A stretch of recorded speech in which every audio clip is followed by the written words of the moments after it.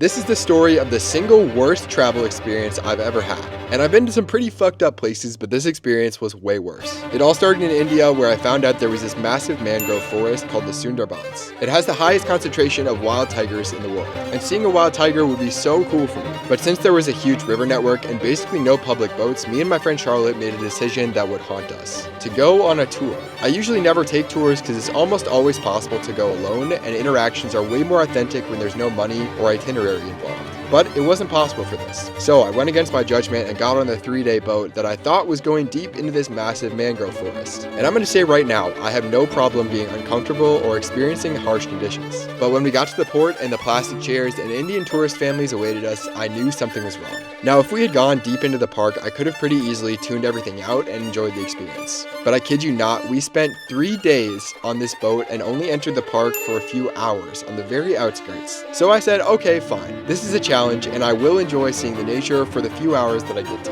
This is when the real nightmare began. The only times we got off the boat were in caged exhibits with posters of the animals. All the families were screaming at each other, so the small chance we got to see any actual wildlife went out the window. I think the idea of needing something to do for tourism is so flawed. Places like the Sundarbans really show this when there is nothing more interesting than the actual park itself. Like, how about we stop catering to tourists when what's actually special is the place we're visiting? Don't get me started about the traditional dance they tried to organize where everyone participating looked like they were about to cry. The best way to properly see something like that would be when it actually matters to the people performing. We spent the whole time the following day in closed exhibits and saw a few caged tigers at the rehabilitation center, which felt like a glorified zoo. It felt like cheating. Almost every other travel experience I've had in India was awesome. So this is not a white guy hating on India video. But why could you not spread out the tour boats to actually see the Sundarbans? I've been lucky to do some crazy adventures in the past year, and there have been very few that have been bad. So in part, it's on me for not figuring out what kind of tour this would be.